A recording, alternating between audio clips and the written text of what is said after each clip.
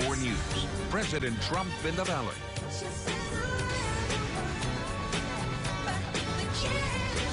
Well, thank you for joining CBS 4 News for a special report. President Trump landed almost 1 hour ago at Valley International Airport in Harlingen. The president has just landed in Alamo, where he's set to tour the border wall and mark the completion of 400 miles of border wall and his administration's efforts to reform what the White House described as the nation's broken immigration system.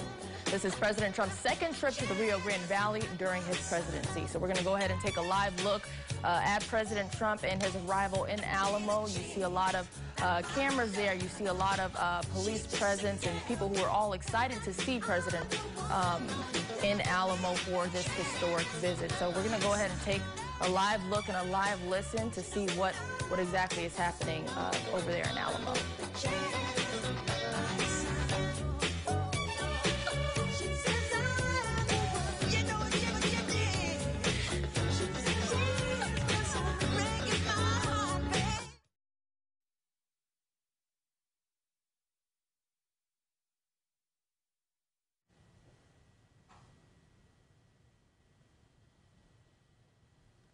Now we can see President Trump is there behind the U.S. Customs and Border Protection there, maybe answering a few questions.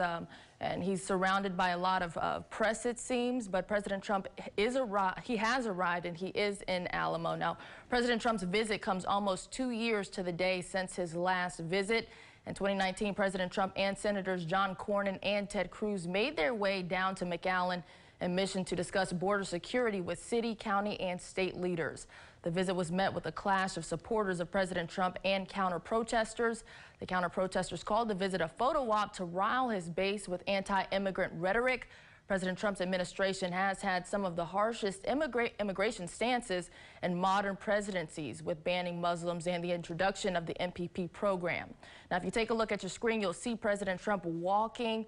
It seems that he is going ahead to talk to the crowd. He's set to address the crowd in just a few moments. You see him there with the flags in the background walking on stage. So we will cut to his sound in just a few moments, but he's taking a look there, at the flags and just walking up to the podium where he will address the reason why he is there for the 400 miles of completion of the border wall. Now, President Trump's zero tolerance policy resulted in the separation of thousands of families. The policy called for the criminal prosecutions of every adult illegally crossing the border and for children to be put into government protection. Now, this led to children remaining in the U.S. and parents being deported. Immigration groups have worked for years to reunite parents with their children. President-elect Joe Biden saying he'll work with the Asylum Seeker Advocacy Project, which represents separated families, to reunite children and their parents. President Trump has touted that being tough on immigration is the reason for historic lows of undocumented border crossings and people seeking asylum. But the Migration Policy Institute argues the most significant drop in U.S. immigration during the president's term came from COVID-19. As the pandemic affected migration globally, permanent and temporary immigration to the United States reached a record low in fiscal year 2020, a trend that could continue into this year, 2021. Now, President Trump's administration has issued more than 400 executive actions that have reshaped the U.S. immigration system. Now, if we take a look, you can see that President Trump is there meeting with U.S. Customs and Border Protection. He's set to talk and address the crowd in just a few moments. So when he does get the chance to speak, we will cut over to his sound so you can hear what he has to say. But as we've seen all year, there are many who support the president's border policies. President Trump has just over a week left in office, 8 days. So what is next for border security and the wall?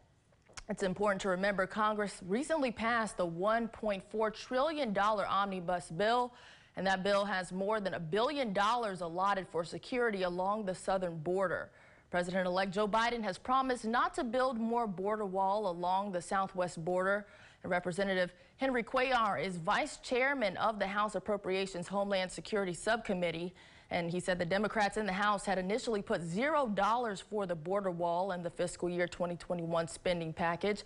But he said that didn't fly with the Senate Republicans and White House officials, who ultimately comprised with House leaders to allocate $1.37 billion. Now, we have President Trump there, who is at the wall. And again, 400 miles of completion, a historic day for President Trump and his entire administration. It appears that he is signing the wall right now, and he is set to address the crowd in just a few moments. But again,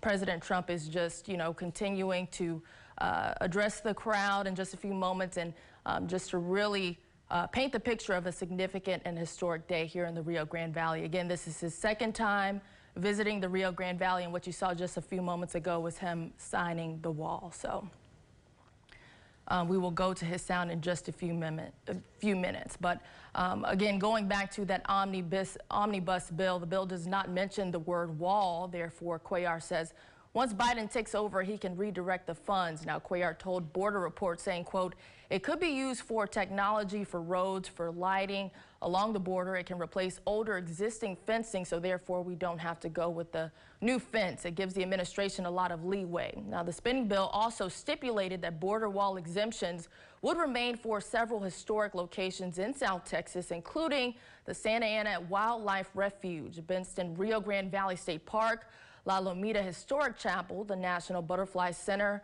the Lower Rio Grande National Wildlife Refuge, and historical cemeteries. Now, of course, we will be going back to President Trump in just a few minutes, but again, a historic day for this administration. A lot of people on both sides of the aisle and both sides of the spectrum really supporting the president, and some who do not support these policies. But there you see President Trump walking again to address the crowd in just a few moments.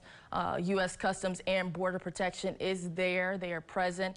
We're told that a lot of police presence is there, just given the recent actions on the Capitol. We're told that President Trump has not really addressed that today, but again, just here to address this historic day for his presidency. So we will cut to his sound in just a few moments. But again, before leaving the White House to board Marine One, President Trump made his first public appearance since the Capitol riots, not taking any questions from reporters. Many in Congress, primarily Democrats and some Republicans, say he instigated those riots. But today, President Trump said, as far as this is concerned, we want no violence, never violence. We want absolutely no violence. Now, at this hour, House Democrats are going to try to up the pressure on Vice President Mike Pence to invoke the 25th Amendment. The vote to impeach will likely come tomorrow. But again, everyone with this administration is there to focus on 400 miles of the border wall being completed. President Trump is set to talk and address the crowd in just a few moments. So when that happens, we definitely will move over and cut to President Trump's sound just to see what he has to say. Not sure if he will again address the riots that we're seeing on Capitol Hill. We're not sure if he will address the 25th Amendment, but he's sure to address one of the things that he has, said throughout his presidency, the need for border security. So we will take a listen in just a few moments. But again, you see a big crowd there, all in anticipation of hearing what President Trump has to say. You see the flag flying in the background. You see U.S. Customs and Border Protection, who has been very supportive of President Trump and the need for increased border security. So today is history repeating itself. The last time and the only other time President Trump visited the Rio Grande Valley was 2 years ago, January 11, 2019. Now, his visit was during White House impeachment hearings, and now with today's visit, he is once again visiting while lawmakers talk of another impeachment, with a vote scheduled in the House tomorrow. Now, if the vote turns into action, he'd be the first president to be impeached twice, and Democrats have filed one article of impeachment, which reads in part, quote, Donald Trump engaged in high crimes and misdemeanors by inciting violence against the government of the United States. Now, while some Republicans have shown support after the insurrection at the Capitol building, there are still some holding out support for the president, like Republican Congressman Mo Brooks, who first called for challenges to the electoral results. The House is voting today on a resolution urging Vice President Mike Pence to activate the 25th Amendment, though he showed no signs of considering such action. So we, of course, can't anticipate what the president is going to say, if he is going to address the 25th Amendment, if he is going to address the riots on Capitol Hill. But again, what we heard from him earlier, saying that he does not want any violence at today's events, just focusing on the 400 miles of completion at the border wall. So later.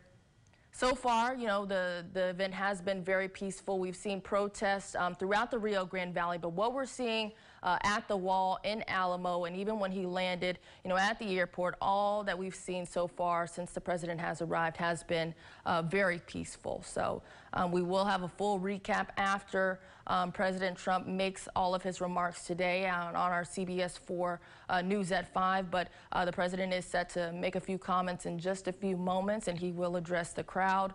A lot of people just waiting in anticipation to see what President Trump has to say. Both people on both sides of the aisle very excited to see the president come to the Valley for the second time. Not a lot of presidents, you know, have come down to the Valley, so a lot of people are just saying that this is an historic visit. A lot of people excited just to see the steps and the progress that he has made. But again, in the back of a lot of people's minds are the riots on Capitol Hill and the 25th Amendment and the resolution that was just introduced to kind of see, you know, if we can hold the president accountable. But again, we're not really sure if the president is going to address that today. But again, 400 miles of border wall completed, and a lot of people are out there just to see what President Trump has to say and to celebrate this historic landmark. So again, if you take a look at your screen, you see the presidential motorcade all there, a lot of police presence out there to ensure the safety of a lot of people and to make sure that nothing turns violent. Of course, we have not seen that here in the Rio Grande Valley for the most part. We've seen all people uniting and just having a peaceful presence out there. But you do see the presidential motorcade, the American flags, and a lot of people excited because it's not every day that you do see that here in the Rio Grande Valley. So the president is set to make a few comments in just a few minutes, and we will get to his sound in just a minute. So again, 400 miles of border completion. Here, the U.S. Customs and Border Protection has been just so excited to have the president here to really, you know, advocate for an increase of border security. U.S. Customs and Border Protection has been really working very closely with President Trump. So you see a lot of their vehicles out there. They're here. You see the presidential helicopter, and you see people all waiting in anticipation to see what President Trump and to hear what President Trump has to say. Now, just a few moments ago, we saw him walking up to the wall. We saw him signing the wall, and you know, just a lot of people gathering, excited about him putting pen to paper and really saying he's going to do what he said he was going to do since the beginning of his presidency. So again, we will have his words in just a few minutes. We see him there taking a few pictures. We see people saluting him, and he is set to walk up and address the crowd in just a few moments. So we're going to cut over in just a few minutes, but he is going to the podium now. So we're going to cut over to see what he has to say.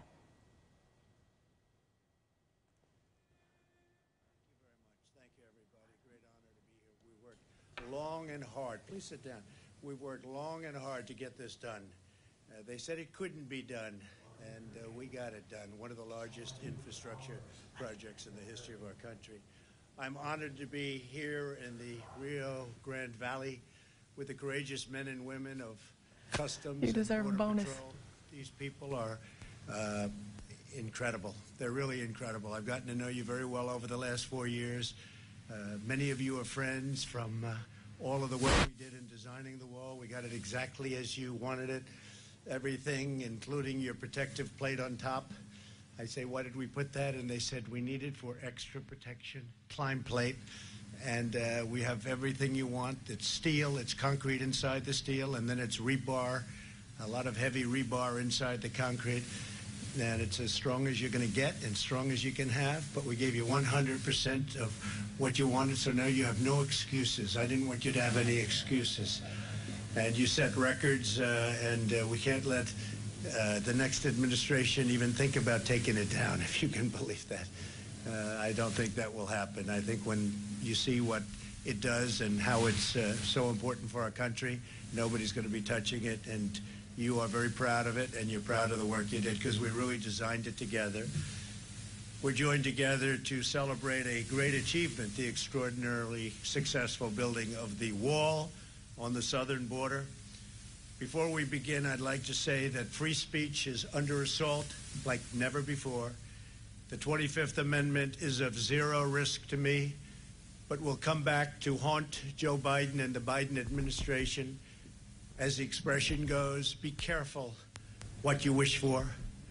The impeachment hoax is a continuation of the greatest and most vicious witch hunt in the history of our country, and it's causing tremendous anger and division and pain, far greater than most people will ever understand, which is very dangerous for the USA, especially at this very tender time.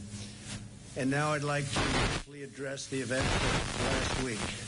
Millions of our citizens watched on Wednesday as a mob stormed the Capitol and trashed the halls of government. As I have consistently said throughout my administration, we believe in respecting America's history and traditions, not tearing them down. We believe in the rule of law, not in violence or rioting. Because of the pandemic, horrible, horrible, invisible enemy, and despite our tremendous success developing a vaccine years before it was thought even remotely possible. Nobody thought it was going to be possible. They said it would take 5 years. Sir, it will take 7 years. All of our scientists were saying, our advisors, it will take 7 years, 5 years, 10 years maybe. Well, we did it just like I said we would, and we had it out years and years before they thought it was possible.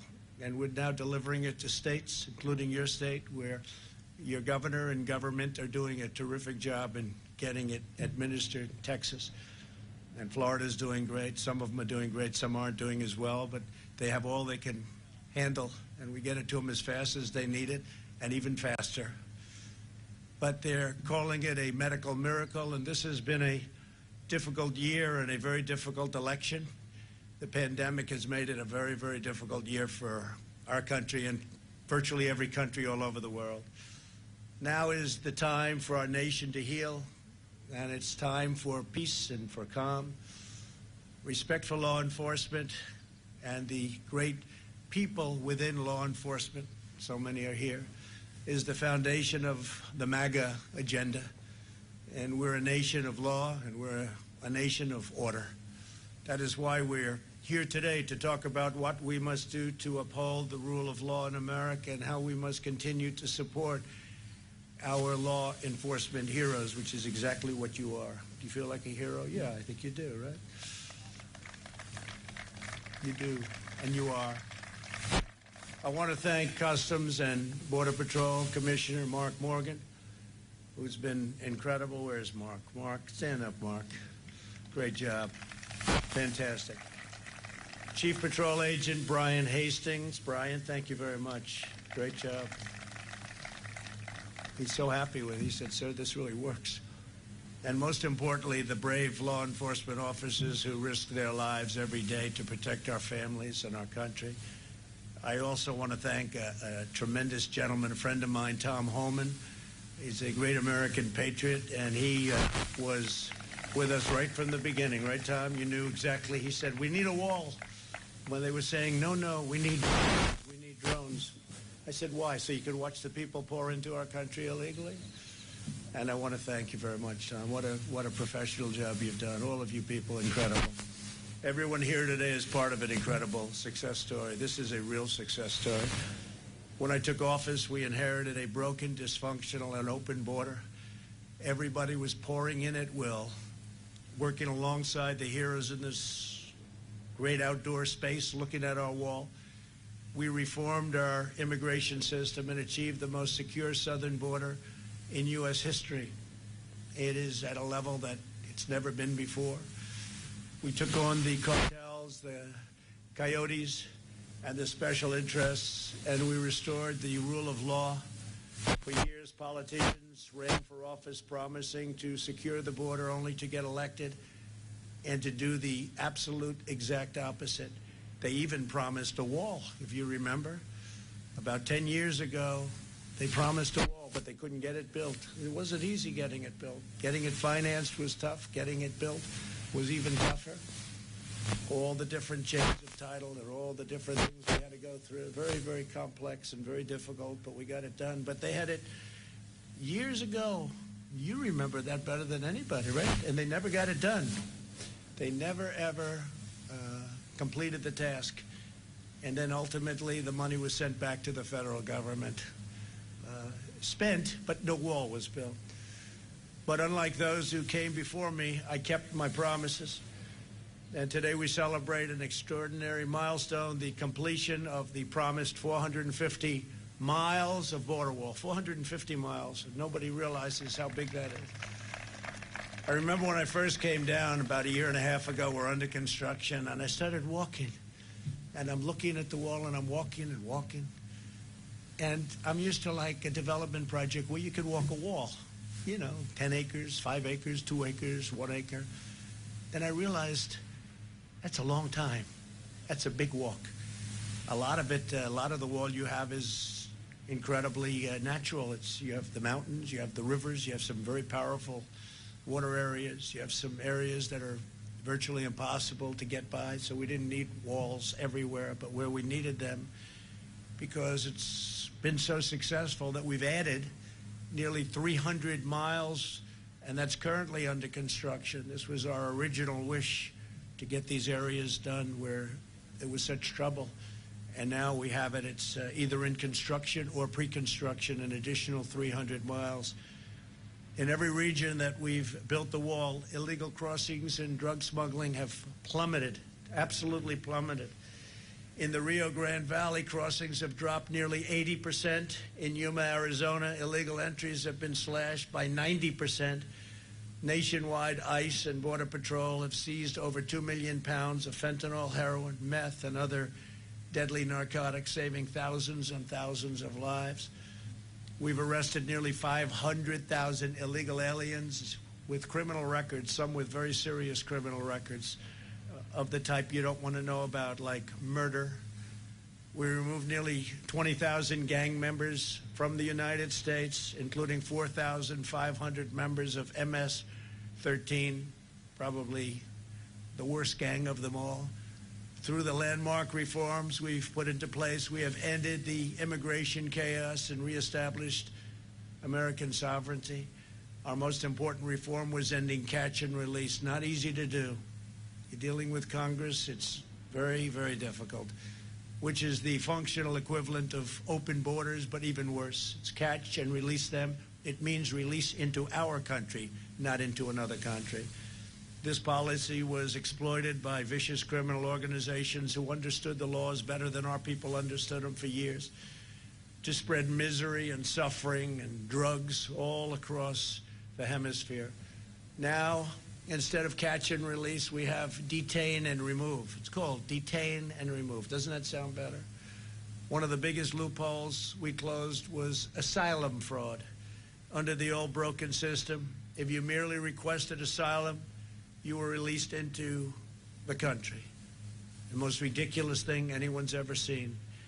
And we were taking in some people that you didn't want to have in your country. We instituted a series of historic policy changes to shut down asylum fraud, and that's what we did. This includes the groundbreaking agreement with Mexico known as the Migrant Protection Protocols, or MPP. Under this agreement, if an illegal alien requests asylum, they have to wait in Mexico until their case is heard. They used to wait here, and when they were waiting, they would say bye-bye, and they'd disappear somewhere into our country and essentially would never find them again, would never see them again. This one measure alone ended a humanitarian crisis and saved countless lives, and especially, I have to say, lives from crime. I want to thank the great president of Mexico. He is a great gentleman, a friend of mine, and President Obrador. He is a man who really knows what's happening, and he loves his country, and he also loves the United States. But I want to thank for his friendship and his professional working relationship. We actually had 27,000 Mexican soldiers guarding our borders over the last 2 years. Nobody thought that was possible. And they made it very, very difficult, and that's why the numbers were able to plunge even during the construction of the wall. And by the way, one of the big elements of the wall that make it so successful is we can have far fewer people working now. They can be working on other things related to crime and drug prevention, other elements they're working on, because we save massive numbers of people.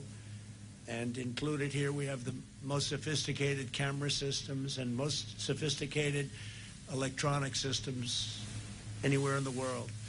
We implemented 3 historic agreements with the Northern Triangle. That's Guatemala, Honduras, and El Salvador. Under these critical asylum cooperation agreements, the burden of illegal immigration is now shared all across the region. Now, when an illegal immigrant is arrested at our border, they can be sent to a neighboring country instead of into a U.S. community.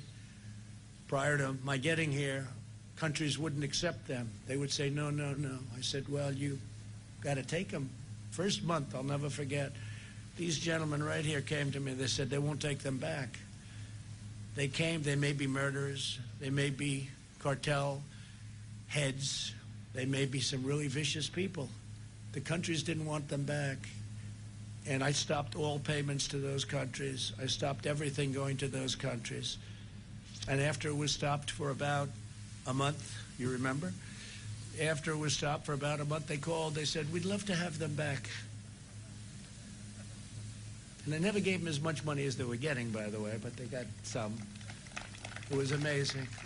And you people know better than anyone. They wouldn't take them back. We'd have planes flying over, loaded up with people that we didn't want here. And they'd say, don't ever even think about landing that plane. And they'd take them by boat, and they'd take them by bus, and they wouldn't let them into their countries. And all of a sudden, they say, welcome back. We love having you. So it was a great thing. And now they do take them back. And the relationship with those countries, the Triangle, the relationship is a much better one than it was before. In addition to our agreements with Mexico, Guatemala, Honduras, and El Salvador, we have systematically reformed the regulatory code to return asylum to its original legal meaning and purpose, not a free ticket for entry. A recent comprehensive report by the Department of Homeland Security and Justice show how effective our reforms have been and how disastrous their removal would be. It would be a disaster for our country. I know they're thinking about removing them. I hope they don't do that. I hope they don't do that. It'll be an absolute travesty for our country. The report conclusively proves once and for all that aliens released at the border remain at large in the country and do not return home. They won't go home. And you rarely find them. It's very tough to find them. So we have aliens released in our country, many of whom are serious criminals, and we've stopped that. Don't ever start that process again. By contrast, under our policies, 98% of aliens that remain in DHS custody are removed. Simply put, if you enter the United States illegally, you are apprehended and immediately, safely removed from our country. Without this core principle, there is no border, there is no law, there is no order. My administration also instituted vital public health measures on the border in response to the China virus. Under Title 42 of the U.S. Code, illegal immigrants are being promptly removed to protect the health of border agents, other migrants and local communities, and the public at large. Removing these protections would invite a public health catastrophe of epic proportions. As you probably know, in Tijuana, various parts of Mexico, the COVID, it's got about 24 names. I can call it from COVID to China virus. I can call it the plague. I call it the China plague. A lot of different names. But we always call it the invisible enemy. But the invisible enemy has been very tough on Mexico. And we have areas along the border where we're in great shape because right there, because of that we're in great shape. But on the other side in Mexico, they're suffering greatly with the virus. It's been incredible what we've achieved. And we didn't do the wall because of COVID. We did the wall because of security and drugs and other things. But it turned out that in the middle of it all, along came this horrible plague. We inherited a dangerously lawless border. The people that work here are unbelievably brave. I've seen what they have to endure, what they have to go through. They're tough, they're strong, and they're great patriots, great Americans. We fixed it and we secured it. We empowered our wonderful ICE and Border Patrol to fulfill their oaths, and sworn officers, they became sworn officers of the law, and they love their job. It's a tough job. It's a nasty job.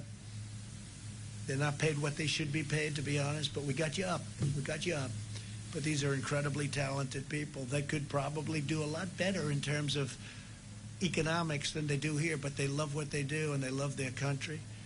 We also put into place vital measures to protect American workers, keep out terrorists, and stop the abuse of our welfare system, where they'd come up, go in our welfare system, and live for years on American welfare without ever having a job.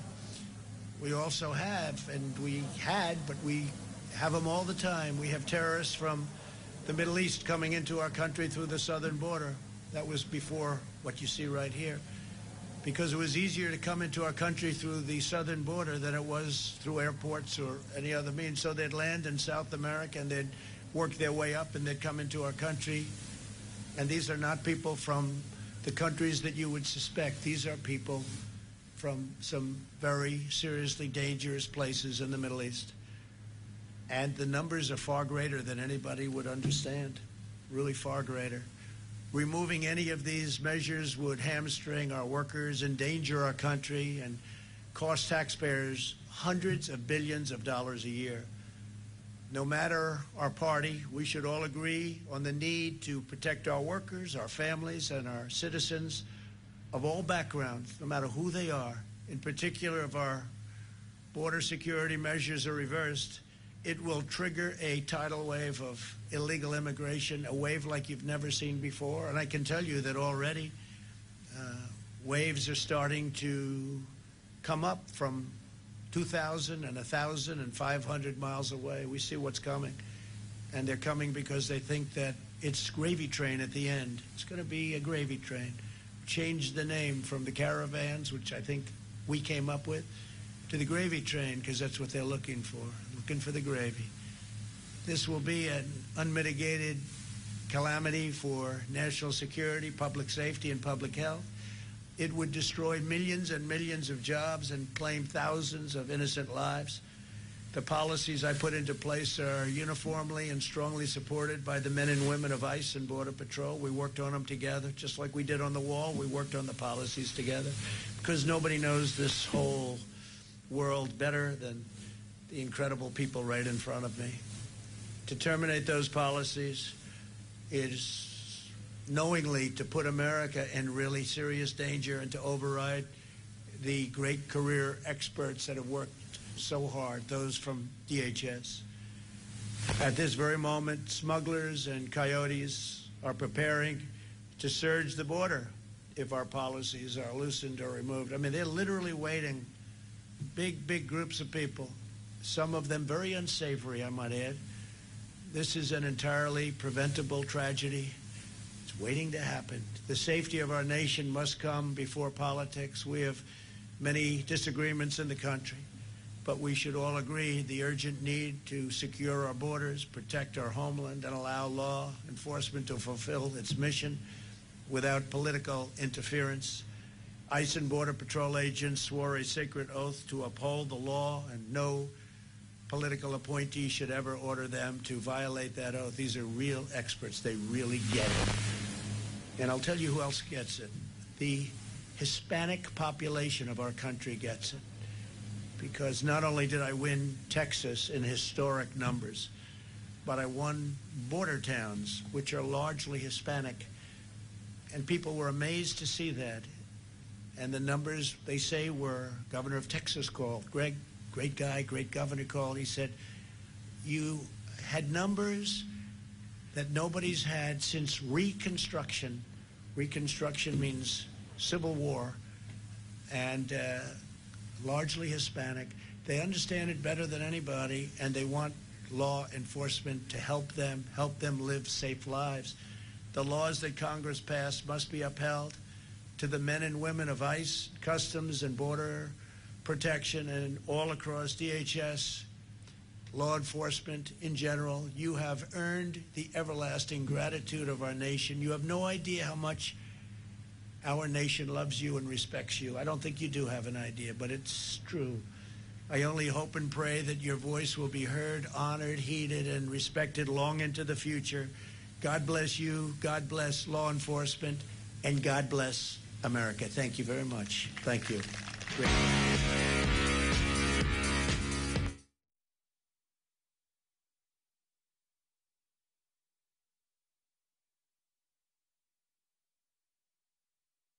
Celebrate the 450 miles of border completion in Alamo. Now, he's calling it a success story and said when he first took office, people were coming across the border with no pushback.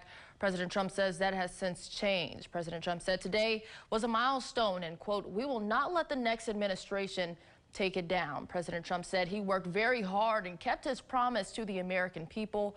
He says removing the wall would endanger the country and cost American taxpayers. Now, President Trump said the old system was broken and his administration addressed asylum fraud and implemented MPP.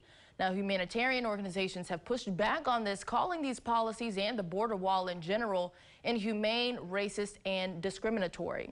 Now, President Trump also said, quote, Hispanic people understand the need for the border wall, citing the 2020 election and the fact that he won border towns. Now, again, this does not reflect all Hispanics, but President Trump in his speech just moments ago addressing the fact that he did win a lot of border towns and a lot of Hispanics do support these policies. Now, most importantly, President Trump addressed the events of last week, calling the rioters what they were, a mob, and said he does not support violence and the actions of the mob. He also addressed the 25th Amendment and said the 25th Amendment is of zero threat to him. He also called the impeachment a hoax and a witch hunt, similar to the rhetoric he used when he was first impeached in 2019.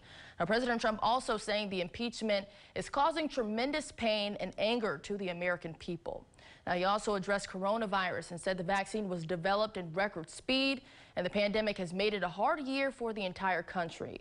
Now, President Trump said it's time to heal and a time for peace, which he says aligns closely with the MAGA agenda. Now, that is not really what we saw at the Capitol just, a few days ago, but he advocated for support of law enforcement and support of peace. Now, he thanked Customs and Border Protection, and he also thanked local law enforcement. Now, later on, we will have a full recap on today's events and the president's historic visit to the Rio Grande Valley. For more coverage, tune in to CBS 4 News at 5.